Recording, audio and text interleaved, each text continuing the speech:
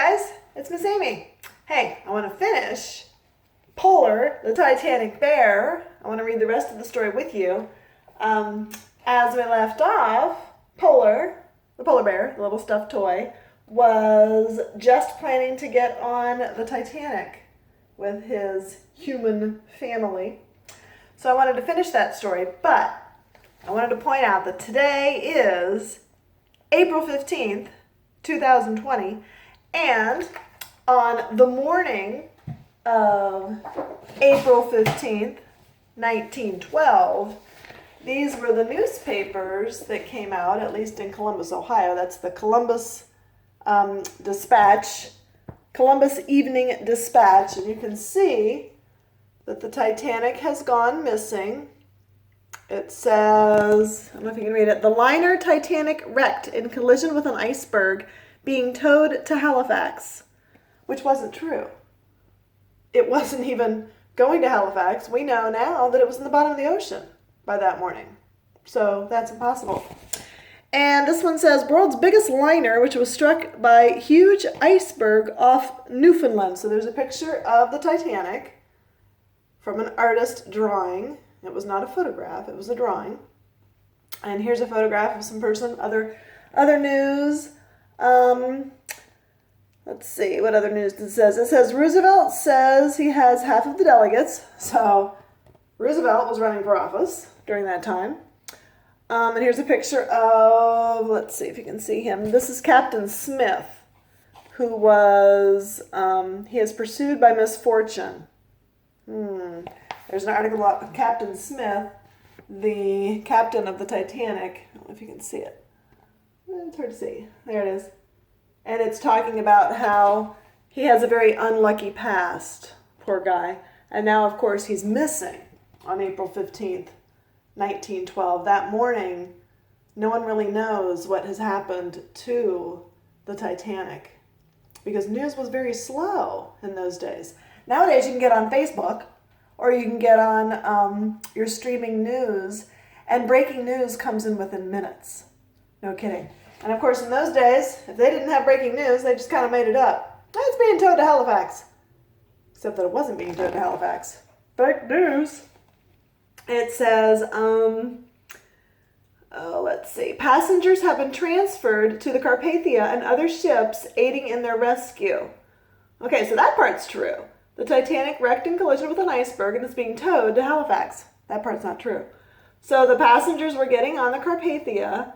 There was an accident off of Newfoundland. That part was true. They did run into an iceberg. Urgent wireless calls flashed over the ocean, turned prows of several streamers towards the scene. A notable list of passengers aboard. The world is in suspense for hours. And here's a very small little tidbit about Columbus, Ohio. It says a Columbus woman on the Titanic was Mrs. R.L. Beckwith, and her daughter, who was the daughter of Mrs. William Moneypenny of the Lincoln Hotel. She was a passenger on the Titanic. Mrs. Beckwith makes her home in New York, and she was returning from a winter in Europe. Since all the passengers were taken off, Mrs. Beckwith's Columbus relatives have no fears for her safety. What do you know about the Titanic? Were all the passengers taken off? No, 1,500 people went down on the Titanic. They died. So, I just found this very interesting. This says, here's a little clip from Halifax, April 15th. The Canadian government Marine Agency at 1:15 p.m. received a wireless dispatch that the Titanic was sinking. The message came over the cable ship Minia off Cape Race, and it said that the steamers were towing the Titanic, and they were endeavoring to push her into shoal water or shallow water for the purpose of rescuing her. Did that happen? No, more fake news. So, just interesting, a little clip from the Columbus Dispatch, 1912, April 15th. So this would be the 108th anniversary of the Titanic sinking. I know, if you're a Titanic buff. I'm a Titanic buff. What can I say? Really enjoyed that movie from the 90s. If you ever get a chance to watch it, got to put it on at 10 o'clock, 10 p.m., the evening of April 14th, because the Titanic gets hit by the iceberg at exactly the same moment that the Titanic actually hit the iceberg. It was 11:40 or something. But you gotta start the movie at 10 o'clock. It only works if you do that. I didn't do that last night because I've watched it so many times. Quite frankly, I know all the words to the movie by this time, and I'm just tired of watching it. But if you're into that, it's a PG-13. Not for kids. Middle schoolers, you're allowed to watch it. All right, so I want to finish my Polar, the Titanic bear. And I believe that we were at the part about them getting onto the Titanic. We had just finished this part, right? So he's boarding the Titanic with his little human friend, who they're calling Master in this. We had a fairly smooth weather those first few days and spent most of our time on deck, where Master would spin his whip top or play ball. But we also loved exploring the great ship. There was a giant staircase with a big glass dome over it. Look, that's a gym that was in the Titanic, a rowing machine. There's a picture of the stairwell. If you've ever been to a traveling Titanic exhibit where they take the artifacts, and they usually visit museums, like here in Columbus it was at the COSI. I believe it was 2012, actually, they did the exhibit. That was kind of cool. And they made a little reenactment of the staircase. Here's a man trying out the rowing machine and the mechanical camel in the ship's gymnasium. How silly. And there's the grand staircase. There's the big famous clock. Yeah. Master sent me flying down the banister one morning. In the ship's gymnasium, we saw bicycles and rowing machines and even a mechanical camel for the passengers to ride on. Like this lady's riding on a stationary bike.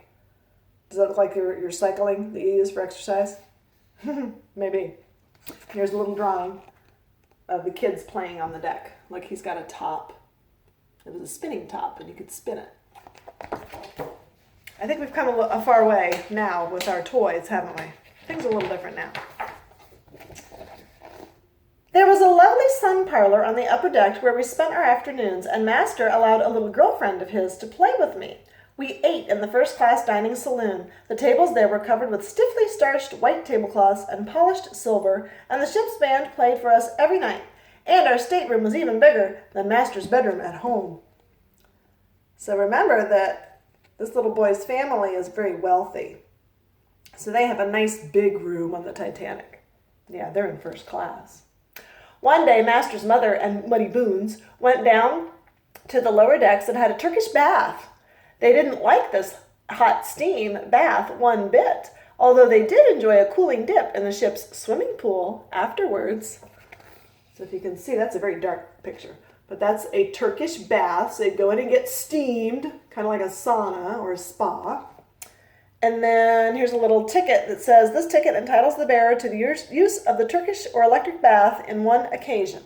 So there's the little coupon. They got a kind of a special, right? And after the Turkish steam bath, the passengers could cool off in an elegant room shown above or jump into a Titanic's swimming pool. Look at that. And guess what was in the swimming pool? Ocean water. Yes, the ocean water was pumped in and circulated back out of the swimming pool. Isn't that cool? It was our 5th night at sea, and I had been in bed a few hours when I suddenly opened my eyes. The lights had been turned on. Muddy Boons was dressing Master in a great hurry. So they've been out for 5 days at sea, and suddenly there's a disturbance. I think we know what the disturbance is. Look, they're getting dressed very quickly.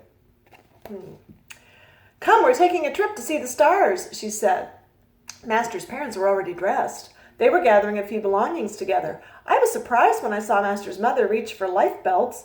Then, seizing me from my little net rack beside Master's bed, she tucked me under his arm.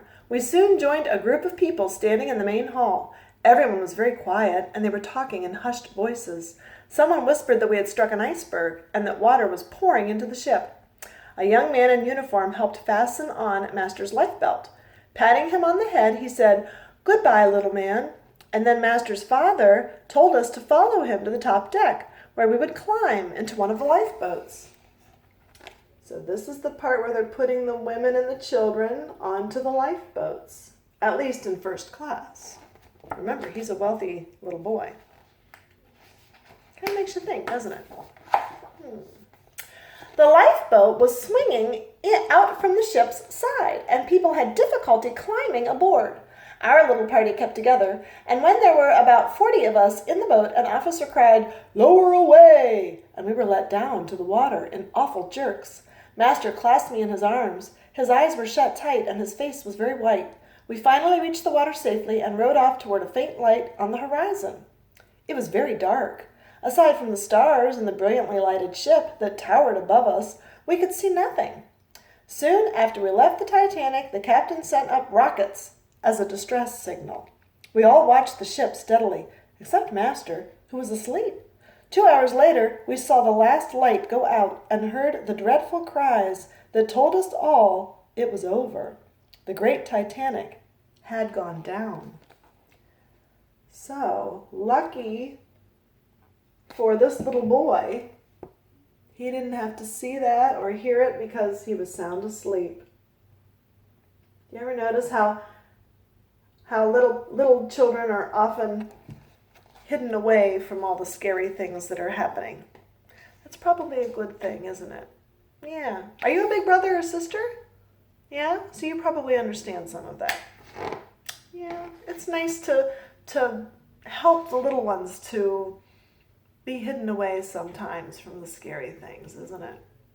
And I'm sure if you're a good big brother or sister, you know all about that. Yeah. Life is full of scary and frightening things. Yeah. The older you get, the better you understand them. I know. It seemed a horrible dream. The heartbreaking silence and feeling of utter loneliness cast a deep gloom over our little boatload. Toward 3 o'clock in the morning, an icy breeze sprang up. The sea grew rough. Master opened his eyes and said he felt seasick. But Muddy Boons, who had him on her lap, soon quieted him with a story about Cinderella. About an hour later, someone suddenly shouted, "Here comes a ship!" Looking toward the horizon, we first saw a white light and then some rockets. Do you know the story of Cinderella? Do you know any stories that you could tell someone without reading them in a book? This is a good time if you have little brothers and sisters. You can just sit and tell them the story that you remember. You don't have to have a book. Yeah. And that helps you be a better reader too, right? Yeah. As the ship gradually approached, we feared she might either run us down or not see us all at all, since we had no lantern. But soon she slowed down and then she stopped. As the faint mist cleared just before dawn, the new moon was setting, and a star was faintly twinkling on the pink horizon. The first rays of the sun cast a wonderful glow on the icebergs that rose from the ocean all around us. Master suddenly opened his eyes, and looking about him, he exclaimed, "Oh, Muddy, look at the beautiful North Pole with no Santa Claus on it." A woman who'd been crying smiled at him through her tears. Aww.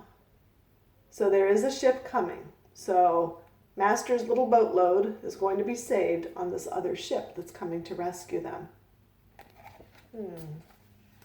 So there were a lot of people rescued from the lifeboats outside the Titanic. Some of them were not, but some were. Our rescue ship, the Carpathia, looked very small amidst the few bits of wreckage where the huge Titanic had gone down. We finally drew alongside, and the men climbed aboard the Carpathia on rope ladders. The women were hauled up in a sort of swing, and the children were held up in canvas bags. The Carpathia raced through the night to rescue the Titanic's passengers in the lifeboats. Oh, I think those are some real pictures. Yeah, look. They're not very good. They're kind of grainy. It's hard to see. So those are people being rescued onto the Carpathia. Soon everyone had been rescued, except for me. Oh, look! There's little polar bear. He was forgotten. Just like Nuffle Bunny. Yeah. Soon everyone had been rescued except for me. I lay alone in the empty lifeboat. Several minutes went by, but nothing happened. Everyone seemed to have forgotten me. My heart began to pound. I imagined being left there, tossed by the waves forever. Would I ever see Master again? Oh. Now, of course, you're old enough to know that a toy is a toy, right? Sometimes they get lost, and it's a bummer. But for little kids, that little toy is their security. Did you have a security blanket or a bear or a toy when you were little? Yeah, most of us do. Wouldn't you be heart-crushed if you lost it? Oh. Suddenly, I felt a terrible jerk, and then another, and the boat swayed dangerously. I nearly fell into the icy water as several sailors pulled the lifeboat up to the decks of the Carpathia. I slid down the ribs of the boat, banging my back against each one along the way, and landed in a puddle. "That's the last of them, then," said a sailor. He turned the boat over with a bang, and I fell onto the hard deck in a wet, miserable heap. I lay there for what must have been hours, and then I heard a kind voice. "Well, hello there. Fancy seeing you again." Look, the sailors picked him up off of the deck. It was one of the sailors from the Titanic. He picked me up and squeezed the water out of me, quite taking my breath away. He's a toy, of course. Then he carried me down some stairs and into a warm room. It was full of passengers, with blankets all around them. Many of them held hot drinks. Sailors hoist one of the lifeboats aboard the Carpathia while the Titanic survivors line up for a hot meal.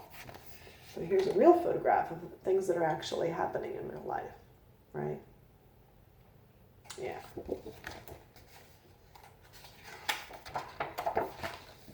Oh, look, there's a... Can you read that? Is that hard to see? It says, the Marconi International Marine Communication Company. Oh. Douglas's father sent a telegram from the rescue ship to relatives at home. So, Douglas's father, his mother, Muddy Boons, the whole family was apparently saved. So that's a telegram. Yeah.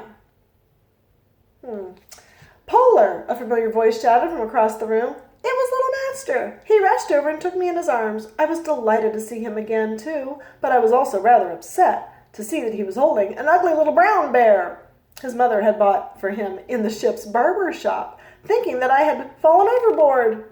As soon as Master saw me, however, he hugged and kissed me. He took me to bed with him that night and every night after, forgetting all about the other brown bear. So I would imagine that the little boy started crying and was upset, and Mom said, "Okay, fine, I'll just buy you another bear." But it wasn't the same. It's never the same, is it? No, that's your security, right? Your special toy. During the next 4 long days, Master and I spent as much time as we could on deck, even though it was rainy or foggy every day. But the ship was so crowded, with more than 700 Titanic survivors, as well as the Carpathia's passengers, who were already there, that there was hardly any room to move. Master's mother and Muddy Boons spent hours cutting up blankets to make clothes for people who had none. Oh, so look. There's a little toddler wearing a blanket dress that someone has made out of a blanket, right? Here's a 3-year-old boy wearing a nightgown made from a blanket. Oh, they didn't have any fabric. It was all they had was the blanket, so they made some clothes. Survivors are making clothes from blankets and comforting one another on the Carpathia. So there are some people who are now stranded on this Carpathia boat waiting to get into shore. And while they're there, they're making blankets for each other. How miserable. At last, we slowly steamed up New York Harbor in the middle of a thunderstorm. Oh. We were escorted by several boats full of people taking flash pictures of us. "Look at the big parade, Muddy Boons, with no brass band," Master cried as we saw the huge crowds of people and cars lining the docks. We were glad to escape the hubbub with members of the family who had come down to meet us. Look at that. There's his dad holding him. It's a drawing, remember. There's his dad holding him. Looks like a powerful electric storm is happening. And they're all the celebrities, aren't they? Yeah, because remember in the newspaper, it was all over the country that the Titanic had gone down, and people were very curious about the survivors, and they're all on the Carpathia, or most of them are, right? I was happy to settle down to quiet country life in Tuxedo Park. The experience we'd gone through seemed to bring Master and me closer together than ever before. We made a great pet of me and supplied me with 2 new suits of clothes and a little white wooden bed. I often thought back to how I was almost lost in the wide ocean, but I felt much better when Master tucked me beside him in bed each night and whispered softly in my ear, "Good night, Polar." Master goes to school now, and I'm left alone much of the time, but I always look forward to the warm greeting he gives me on his return. He's been a good little master, and I hope he will be blessed with a long and happy life. Though I realize that I shall see less and less of him as the years go by, I shall always feel, no matter what happens, that I occupy a large corner of his true and tender heart, and that he will be loyal to me till the end. Does that remind you of anything? Kind of reminds me of the story that Disney did called Toy Story.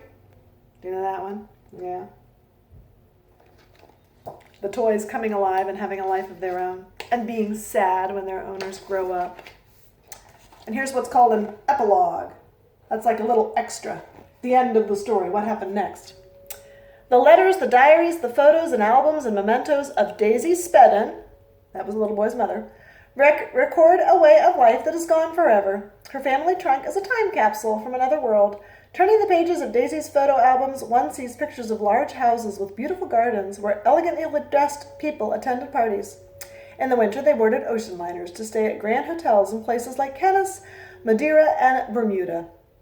No one had to work to make a living, except the servants who took care of the children and the housework, and few of the small number of people who lived this way 80 years ago seem to have thought that their comfortable world would ever come to an end. Here's a picture of Daisy and her stepmother visiting the home of relatives in Connecticut. So, before motor cars were around very much, motor cars were a new thing, right? Yeah, middle class usually had a horse and buggy. Only the richest people had cars. And there were cars. There were cars on the Titanic being carried from one place to another on the boat. Yeah. Can you believe it? And here are lots of pictures of the real family. So this says Muddy Boons with Douglas and his mother in 1909. So there's little Douglas with his mother and his nanny, Muddy Boons, or Margaret Burns. In the family's newly acquired automobile. They got a brand new car, of course, because they were wealthy. And here's a picture of Douglas posing in his cowboy outfit in his grandmother's garden. What do you think of that? And here's Daisy looking on as her son and his grandmother fish in the garden pond. It says the Speddens photo albums show that Douglas, their only child, was the focus of their life. Many of Daisy's photographs show him surrounded by beautifully made toys. It was the golden age of toys, when new creations such as teddy bears and electric train sets came into being. Dressing up in costumes was also very popular, and the albums include photos of Douglas in a cowboy outfit and in a Japanese kimono holding a parasol. His nurse, Elizabeth Margaret Burns, who he nicknamed Muddy Boons, is often pictured with him, since she accompanied Douglas and his parents on all their trips. At the end of one European holiday, the Speddens took a train from Paris to Cherbourg on the morning of Wednesday, April 10th, 1912, and also on the train were other well-to-do Americans, including John Jacob Astor, whom the newspapers call the world's richest man. In Cherbourg that evening, the Speddens... Oh, wait, I gotta turn the page. I'll take a break here so you can see the pictures. There's little Douglas. There's a teddy bear. There's a stuffed polar bear, probably a lot like Polar, the one we're reading about. I don't know what that is. Is that a... Oh, Margaret Steiff Toys. Okay. Polar and other bears like him were made by the world-renowned Margaret Steiff Company of Germany from 1909 to 1929. And these bears had mohair coats, black glass eyes, stitched noses, and movable joints. International demand for Steiff toys with their button-in-ear trademark grew rapidly. Oh, okay. In the early 1900s.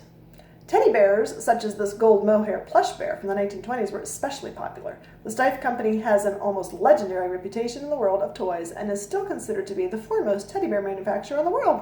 So you can still buy Steiff teddy bears. Yeah, they're very fancy. The Astors and other New York-bound passengers took a small boat called the Nomadic out to the huge Titanic, which had just arrived from Southampton, England. And then the ship left for Queenstown, Ireland, its last stop before crossing the Atlantic. In her diary, Daisy Spedden records the pleasant shipboard routine on board the luxurious new liner. What the Speddens didn't know was that on Sunday, April 14th, the Titanic's radio operators received 7 ice warnings. Oh. And at 11:40 p.m. that night, the ship's lookout spotted a very large iceberg dead ahead. The iceberg struck the starboard side of the Titanic's bow, and the water began to pour into the lower decks of the ship. Daisy and her husband, Frederick, were awakened by a sudden shock, a grinding noise, and a stopping of the ship's engines. They immediately got dressed and went up on deck, where they were told what had happened. Daisy wrote that it was too dark to see anything except some ice in the forward deck. But she noticed that the ship was already tilting, so she and Frederick hurried downstairs to awaken Douglas, who we called Master in the story, Muddy Boons, and Daisy's maid. And at midnight, the captain ordered the radio operators to call to other ships for help. Minutes later, the crew began to load passengers into the lifeboats. There were only 16 lifeboats and 4 collapsible boats on the ship, room for only half of the more than 2,200 passengers on board. An hour later, the crewmen helped Daisy and Douglas and Muddy Boons and Daisy's maid onto a lifeboat, number 3. Then, since there seemed to be no more women and children on the deck, about 20 men, including Frederick, were allowed to jump in. Ooh. The boat lowered 65 feet to the ocean surface. It was so dark that no one could find a lantern. But until dawn, the survivors on lifeboat number 3 managed to keep track of the other lifeboats from the ship by following the gleam of the lanterns across the water. So there's a picture of the Nomadic. It must be like a museum at this point. The only photograph of the Speddens on the Titanic shows that Douglas is spinning his top on the deck. Ah, there's a photograph of the Spedden family. Okay. That is the Nomadic. Okay. It's now a restaurant. In Paris. So, if you're ever in Paris, you can eat dinner on the Nomadic, which was used as the lifeboat, or a tugboat to get them to the Titanic. Just after 2 a.m., the last lifeboat left the Titanic. There were more than 1,500 people still on board a steeply tilting ship. And minutes later, the bow plunged under the water and the passengers began to jump overboard. Then the forward funnel collapsed. The Titanic's lights went out for good. The stern tilted high into the air, and then the ship broke into 2 before it slid beneath the waves. But the passengers in lifeboat number 3 could not persuade the sailor steering the boat to go back or rescue the people in the water. He was afraid that their small little boat would be drawn underwater by the suction created by the Titanic going down. Just before dawn, the chilled survivors in the lifeboats spied the lights of an approaching steamer, and after boarding the rescue ship, the Carpathia, Daisy Spedden wrote to a friend in Madeira describing the ordeal that they had been through. One passage reveals, with refreshing honesty, what she felt after spending a long, cold, fearful night in the cramped lifeboat. One fat woman in our boat had been dreadful all along, for she never stopped talking and telling the sailors what to do.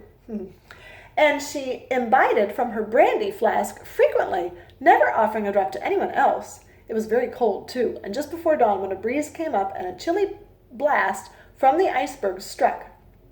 As we approached the ship, our woman promptly sprang up in order to get off first, when she had been warned to sit still.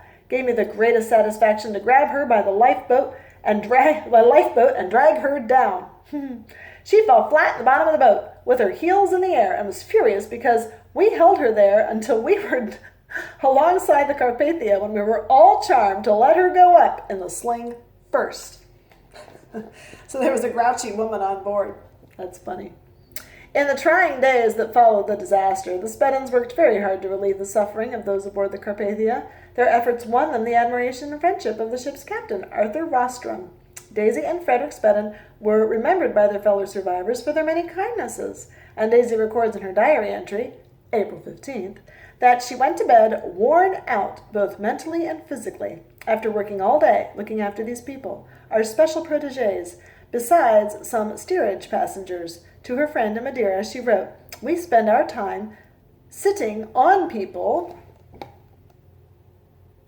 There she is writing. Daisy recorded her daily events. Oh, she's writing her diary. "We spend our time sitting on people who are cruel enough to say that no steerage should have been saved, as if they weren't human beings." Oh, so it made her very angry that the poor people on the boat were treated so badly. Some of them never got off the ship. They never even got out of the steerage, out of the bottom levels of the boat. Here's a picture of Douglas and Polar in Christmas, 1912. So he made it back in time for Christmas, right? And here's 9-year-old Douglas in his bedroom with his bear, Polar. But the world would soon ask the opposite question, demanding why so few people from third class had been rescued. And a popular song about the Titanic would claim that they kept them down below where they were the first to go. Historians now point to the Titanic disaster, which was followed 2 years later by World War I, as the beginning of the end of an era where society was sharply divided between the rich and the poor. After the Titanic tragedy, the Speddens carried on with their busy lives and travels as much as before, but as Daisy wrote, all the values of our life have changed, and the daily incidents which once seemed of such importance to us dwindled into mere trivialities. Does that happen to you? When something really big and important happens to you, doesn't it make everything else seem silly? Yeah. Sadly, the Titanic disaster was a foreshadowing of deeper pain to come for the Speddens, because just 3 years after the sinking of the ship, 9-year-old little Douglas, here's the sad part, was killed in a car accident near the family's summer camp in Maine. It was one of the first automobile accidents that ever happened in the state, and no one knows what happened to Polar, the bear. Oh, it's dreadful. Our little friend Master died in a car accident. And cars were brand new. Daisy Speddon, who had kept such meticulous records of all the events in her life, stopped writing her diaries at the time of her child's death. But her photograph albums continued, showing Daisy in black mourning dress and Frederick with mourning bands. The Speddens had no other children, and they spent the rest of their lives among close friends and family or traveling. And every winter, after enjoying a few weeks in New York City, they traveled abroad. Returning home each spring, they divided their time between Tuxedo Park and their summer home in Maine. They both lived long lives, and they died just a few years apart. Frederick died in 1947 and Daisy in 1950. Perhaps the words Daisy wrote in her school alumni magazine for the young women graduating the class of 1933 best show how she remained determined to focus on her good fortune throughout her life. As my mind reverts to the past, filled the lights, as well as the deep shadows that come to so many of us, my fervent wish is that the memories of your life and your friendships may be as happy as mine. This is called the Weewaw Lodge, where the Speddens' home was in Tuxedo Park. So what an interesting life, right? There's the acknowledgments. There's the back cover. There's the front cover of Polar, the Titanic bear. Wow. So this story really brings back some interesting messages about the crisis we're going through right now, doesn't it? Don't you think? I think so. So if you'd like to read that story, Polar, the Titanic bear, I'm sure you can find it either online or in a library or maybe a digital library right now that you can download. It's by Daisy Corning Stone Speddon. That's the story of Polar, the Titanic bear. Although this book is kind of a story inside a story, because